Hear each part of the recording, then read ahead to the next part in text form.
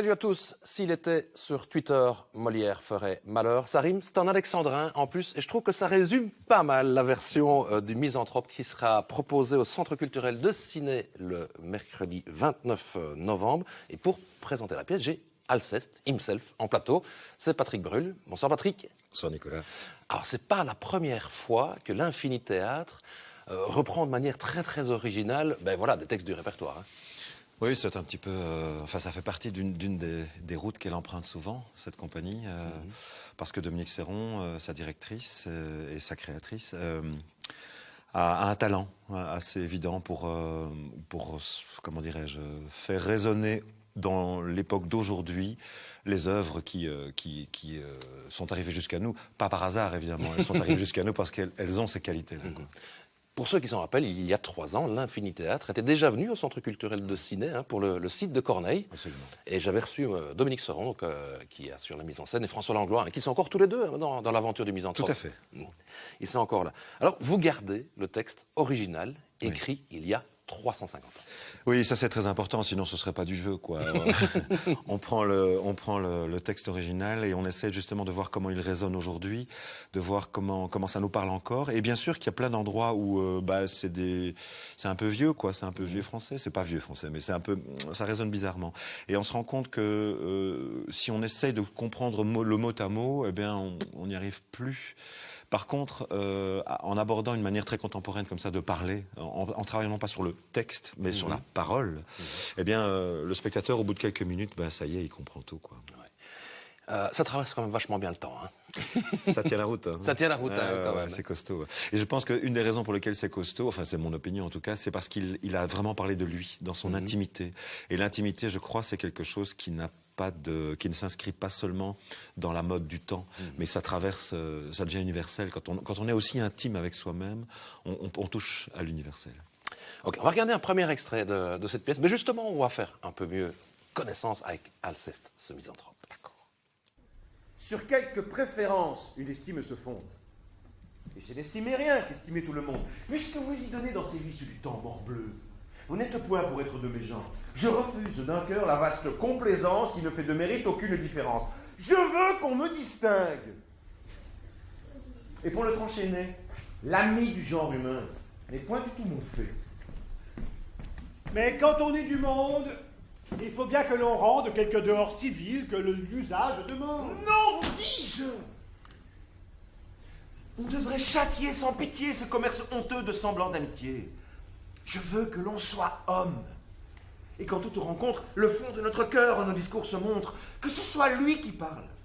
Et que nos sentiments ne se masquent jamais sous de vains compliments. Il est bien des endroits où la pleine franchise deviendrait ridicule et serait peu permise. Et parfois, n'en déplaise à votre austère honneur, il est bon de cacher ce qu'on a dans le cœur. Et quand on a quelqu'un qu'on hait ou qui déplaît, lui doit-on déclarer la chose comme elle est? Ouais. Quoi? Vous iriez dire à la vieille Émilie qu'à son âge, il sied mal de faire la jolie, et que le blanc qu'elle a scandalise chacun. Sans doute. À Dorilas, qu'il est trop importun, et qu'il n'est à la cour oreille qu'il ne lasse à compter sa bravoure et l'éclat de sa race. Fort bien. Vous vous moquez. Je ne me moque point. Et je veux n'épargner personne sur ce point. Mes yeux sont trop blessés, et la cour et la ville ne m'offrent rien qu'objet à m'échauffer la bile. J'entre en une humeur noire, en un chagrin profond, quand je vois vivre entre eux les hommes comme ils font. Je ne trouve partout que lâche flatterie, qu'injustice, intérêt, trahison, fourberie. Je n'y puis plus tenir. J'enrage, et mon dessein est de rompre en visière à tous les genres humains. Voilà, c'est dit clairement. Mon dessein de rompre en visière avec tout le genre humain. Oui, c'est son dessein. Mais il le fait, il le dit même, là je pense, presque comme une provocation à son ami en disant si ça continue comme ça, moi je me casse, quoi. Ouais. Voilà. Mais c'est un peu, je connais beaucoup des gens qui le disent, il y en a très peu qui le font. Voilà. Alors, on va pas le cacher, il faut quand même un petit temps d'adaptation pour se faire un peu à la prosodie de Molière. Hein. Oui, d'autant plus c'est un parti pris, on l'aborde dans une forme de naturalisme, enfin quelque chose où on ne fait pas entendre la forme des Alexandrins, etc., ce qui demande un petit moment de réadaptation, oui c'est vrai. Mais je pense que c'est ce que j'expliquais tout à l'heure, à partir du moment où tout d'un coup, là, on a accepté que c'était une parole et pas un texte, bien, on comprend ce qu'il veut dire. Ici, par exemple, ce sont des images qui ont été tournées au théâtre Jean Villard, à Louvain-la-Neuve, en représentation scolaire. En plus, un public qui avait quoi, 13-15 ans, quoi. Je ne connais pas les âges précis, mais oui, on est au milieu du programme scolaire, quoi, un milieu F1. Oui. Alors, chaque tirade de Molière, et il y en a vraiment beaucoup, hein, c'est une fameuse partition quand même, le Misanthrope, elle sonne un peu comme une punchline, hein, comme une phrase bien sentie sur Twitter ou sur Facebook. Hein. Oui. On avait déjà eu le cas avec le Cid, on s'était fait la réflexion de savoir qu'il y a énormément de phrases qui rentrent dans notre quotidien. C'est moins le cas ici, mais par contre, quand on les entend, on se rend compte qu'elles font mouche, quoi. Il y a vraiment quelque chose, avec le public adulte qui est un peu plus, ou même le public français qui est encore un peu plus proche du texte, etc.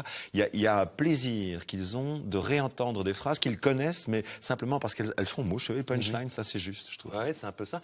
Et puis ce génie aussi de synthétiser en 12 pieds, mais finalement toute une idée. Oui.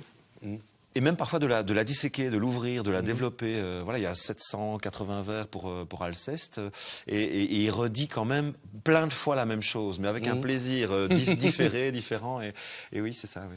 Alors, Alceste, on ne peut que louer finalement les valeurs qu'il défend. Hein, voilà, la vertu, la droiture des sentiments, l'honnêteté. Par contre, il n'a pas beaucoup de nuances. Hein. C'est-à-dire que je pense que la situation l'empêche d'en avoir des nuances. Il y a tout un discours en fait sur son état. Le sous-titre que Molière donne à cette pièce, c'est l'atrabilaire amoureux. Et donc on entend biliaire, on entend colère, et souvent on pense que c'est un colérique, et donc voilà, il montre de l'intolérance et il veut absolument imposer ses idées. Sauf qu'en fait, on se trompe en faisant ça, puisque le code des émotions de l'époque était très clair. En fait, il y avait donc ce qu'on appelait les humeurs.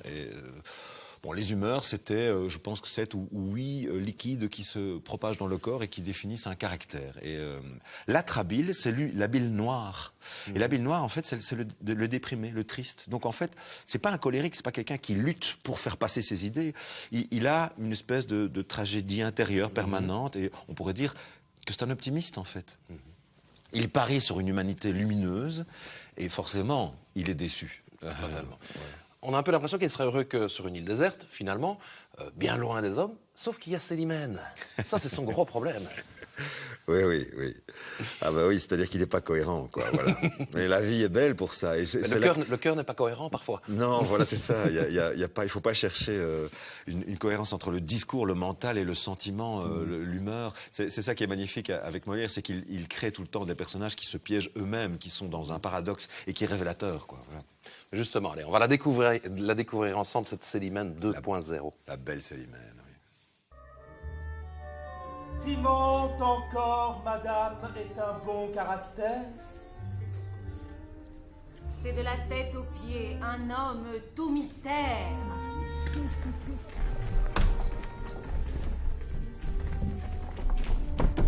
Qui vous jette, en passant, un coup d'œil égaré, et sans aucune affaire, et toujours affairé. Tout ce qu'il vous débite en grimaces abonde. À force de façon, il assomme le monde. Sans cesse, il a tout bas pour rompre l'entretien un secret à vous dire. Et ce secret n'est rien. De la moindre vêtille, il fait une merveille. Et jusqu'au bonjour, il dit tout à l'oreille. Et Gérald, madame. Oh, l'ennuyeux conteur. Jamais on ne le voit sortir du grand seigneur. Dans le brillant commerce, il se mêle sans cesse et ne cite jamais que duc, prince ou princesse. La qualité l'entête et tous ses entretiens ne sont que de chevaux, d'équipages et de chiens. Il tutoie en parlant ceux du plus haut étage et le nom de monsieur est chez lui hors d'usage. Que vous semble d'Adraste? Ah, quel orgueil extrême! C'est un homme gonflé de l'amour de soi-même. On dit qu'avec Bélise, il est du dernier bien. Le pauvre esprit de femme et le sec entretien. Et Alceste le rend fou. Hein. Il lui dit d'ailleurs à Célimène, tout l'univers est bien reçu de vous, alors qu'il n'aimerait n'être que le seul dans son cœur, lui. Hein. Ben oui, évidemment, il est jaloux, il veut être propriétaire de ce qu'il ressent pour elle, et c'est là que c'est jouissif, c'est-à-dire qu'à partir du moment où lui est quelqu'un qui ne supporte pas la compromission sociale, il est amoureux d'une coquette, on disait à l'époque une coquette. Ce qu'on dirait aujourd'hui, oui, je sais pas moi, une youtubeuse, une blogueuse, voilà, une qui n'arrête pas d'être dans un apparaître assumé, avec un plaisir et une créativité énorme d'ailleurs. Il ne sait pas comment liker Célimène. Exact. Il fait tout ce qu'il peut, mais il peut pas. Voilà. Molière disait la franchise est une maladie qui donne partout la comédie. Ouais. Je trouve ça vraiment très très bien dit. Il disait aussi l'affaire de la comédie est de montrer les défauts des hommes, principalement des hommes de notre siècle.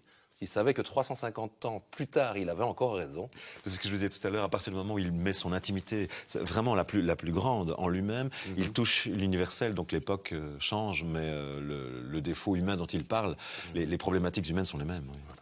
Mais justement, on va encore en parler avec deux des collègues qui sont surtout avec scène. Il y a François Langlois qui joue Finette et Laure Vogler qui joue Célimène. À votre foi, mon âme est tout abandonnée. Je veux voir jusqu'au bout quel sera votre cœur. Et si de me trahir, il aura la noirceur. Non. Vous ne m'aimez pas comme il faut que l'on aime. Rien n'est comparable à mon amour extrême. Ça prend 10 minutes, 5-10 minutes à entrer dans la langue, et à un moment donné, je crois qu'ils se disent, tiens, on comprend. Et ils embarquent avec nous.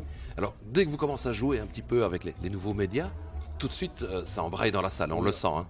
On sent que ça accroche, et on sent que ça leur parle, et qu'ils se rendent compte que ça fait écho à leur vie quotidienne, et que, il y a 400 ans, on se posait peut-être les mêmes questions. On avait les mêmes questionnements qu'aujourd'hui. Je ne vous tiens pas digne de ma colère, et je vous ferai voir que les petits marquis ont pour se consoler des cœurs du plus haut prix. Il y a beaucoup de petites Célimènes qui se promènent aujourd'hui sur Facebook, sur Twitter, je ne vais même pas aller jusque Tinder. Disons que c'est ce qu'on a voulu raconter, en tout cas le rapprocher de l'époque d'aujourd'hui. Je pense qu'en fait, c'est pas si loin de ce qu'ils vivaient il y a 350 ans, les salons mondains. Ça parlait de la même chose et oui, je pense qu'on en avait quelques-unes dans la salle ce soir. Dès que les applaudissements sont terminés, moi j'ai vu tous les téléphones qui se rallumaient. Ah oui, ça leur a manqué, 2 heures, c'est long. Voilà, avec ce genre de mise en scène, il y a évidemment une réflexion sur l'addiction aux réseaux sociaux. Oui, l'addiction aux réseaux sociaux, moi je n'ai pas très envie de placer le débat à l'endroit des moyens technologiques de cette addiction. Je pense que c'est plutôt, de nouveau, dans un questionnement, c'est qu'est-ce que je peux faire pour m'aimer moi-même pour que les autres m'aiment. C'est-à-dire qu'à travers l'amour que les autres vont exprimer vers moi, je vais finir par m'accepter tel que je suis ou tel que je me suis construit. Et donc ça, je pense qu'aujourd'hui, avec les moyens technologiques d'aujourd'hui, c'est beaucoup plus encore prégnant, c'est vrai. Mais la problématique reste la même. Et la dépendance vis-à-vis de cela, elle est de tout temps, je crois. On voit la moquerie dans les salons de la cour. Quelque part, elle renvoie aussi peut-être à des formes de harcèlement qui existent aujourd'hui. Absolument. Là, je crois que c'est vraiment très juste ce que tu dis. C'est qu'il y a une véritable corrélation. Il y a des films qui en parlent très très bien à l'époque. Il y a des gens qui seraient morts pour un bon mot, quoi. Et à un moment donné où le langage et son côté très pénétrant, très très précis était un art à l'époque. Aujourd'hui, on retrouve ça effectivement avec les messages courts sur Twitter, etc., où il s'agit, comme tu le disais tout à l'heure, de faire d'une punchline, quoi. Et tant pis si on casse de l'humain derrière, quoi. Il se serait bien marré sur Facebook ou sur Twitter, Molière, je crois. Je suis convaincu. Absolument, absolument. Tous ces gens que l'on imagine à leur époque, je crois, profiteraient pleinement des nouvelles créativités d'aujourd'hui, technologiques. Voilà, ce besoin de reconnaissance sociale, il est toujours là, il a juste changé de forme peut-être. Exactement. Et à identifier ça, ça nous permet tout d'un coup de se rendre compte que ça donne lieu à des problèmes qui sont de tout temps. Et donc, c'est ça qui est sympathique. On va voir un homme qui parle vraiment de ce qu'il a rencontré dans son époque, mais il nous parle de nous aujourd'hui, et donc on est un peu moins seul, en fait. On se sent un peu moins largué avec nos problématiques à nous. Voilà.